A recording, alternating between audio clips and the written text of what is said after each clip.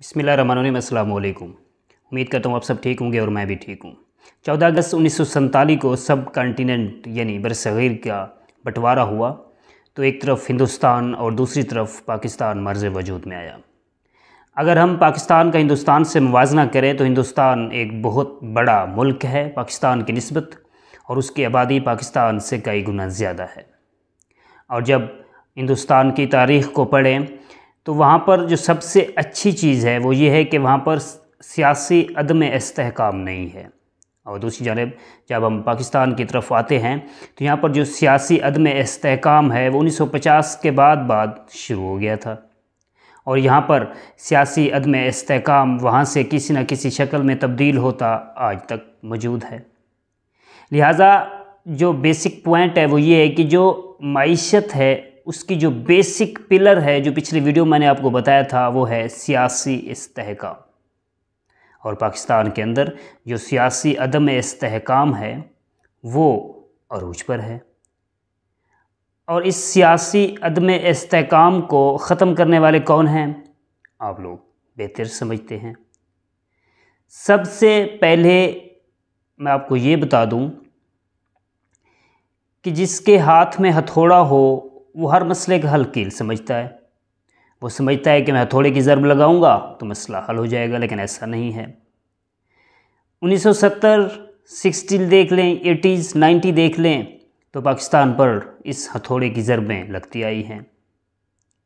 और जब 8 मार्च 2022 को हम देखते हैं तो आखिरी हथौड़ा जब लगा, इमरान ख़ान की हुकूमत को हटाया गया और दूसरी एक हुकूमत इन हथौड़ों के कील वगैरह लगाकर वजूद में आई, जिससे किसी किस्म की उम्मीद नहीं की जा सकती कि वो कुछ अच्छा करेगी।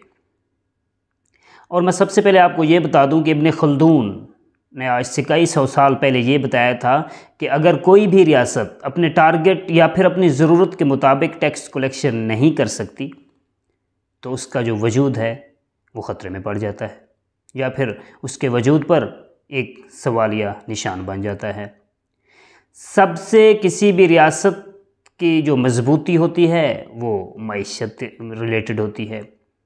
अगर उसकी मईशत कमज़ोर है तो सारे मसाइल जो हैं उस रियासत के खड़े हो जाते हैं। अब कहने का मतलब ये है कि सियासी अदम इस्तेहकाम जो पिछले 6 महीनों से अरूज पर है, इसको ख़त्म कैसे किया जा सकता है। अब जो हथौड़ा बरदार लोग हैं, यानी जो ताकतवर लोग हैं, अगर वो चाहें तो इलेक्शन करवा सकते हैं।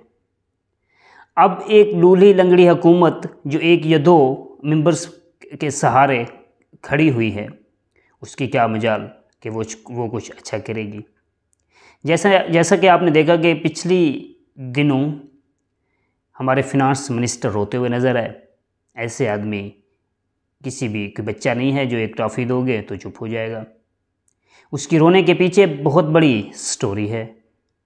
जैसे आपको पता है कि जब एक आदमी 10 लोगों से कुछ ना कुछ मांगे, अगर उसे कुछ ना मिले तो फिर वो परेशान होता है और डिप्रेस होता है। या तो वो इंटरनली बर्दाश्त कर देता है, फिर आँखों के ज़रिए बाहर ज़हर कर देता है। हमारे वज़ीर-ए-आज़म जनरल सेक्रेटरी UNO के जो यहाँ पर आए हैं, उनको ये कस्में खा कर कह रहे थे कि जो आप हमें पैसे देंगे वो हम बड़े ट्रांसपेरेंट तरीके से लोगों तक पहुँचाएंगे। अब कस्में खाकर उनको यकीन दिलाने की कोशिश की जा रही है। मेरा मुल्क दिन ब दिन नीचे जा रहा है। कोई इसको सोचने वाला नहीं है कि आखिरकार ये मसला कैसे हल होगा। मेरे नौजवान जो हैं हर साल खेप पे खेप तैयार हो रही है, लेकिन वो इस कदर परेशान और डिप्रेशन का शिकार हैं कि जब आप एक यूनिवर्सिटी के लड़का अगर वो कंप्लीट करके डिग्री उनके चेहरों को देखें तो आपको लग पता जाएगा। अब मुख्तलिफ लोग स्पेशली नौजवानों के अंदर एक नफ़रत सी और गुस्से की कैफियत मौजूद है।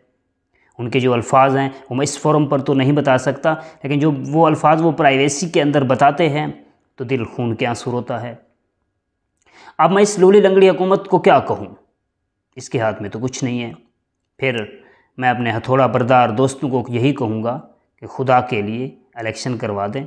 अगर सियासी इस्तेहकाम आ जाता है तो सारे मसले हल हो जाएंगे, वरना आप जितना भी कोशिश कर लें یہ جو ڈالر دن بدن اوپر جا رہا ہے یہ کسی کے کنٹرول میں نہیں آئے گا۔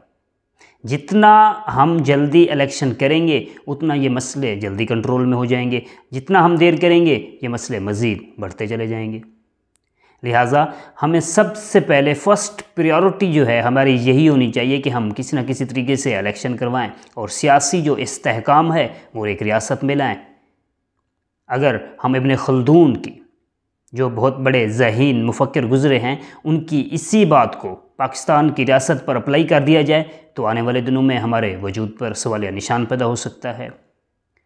جو اس وقت سری لنکا کے حالات ہیں، پھر ہم سری لنکا کے حالات کو دیکھ کر خود پر ترس کھائیں گے، پھر ہم یہ کہیں گے کاش ہم سری لنکا میں ہوتے۔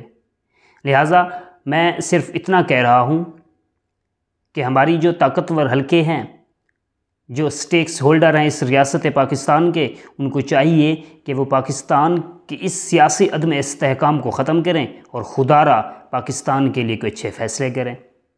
میں امید کرتا ہوں کہ انشاءاللہ آنے والے دن جو ہیں وہ اچھے فیصلے لے کر آئیں گے اور پاکستان میں سیاسی عدم استحکام ختم ہوگا۔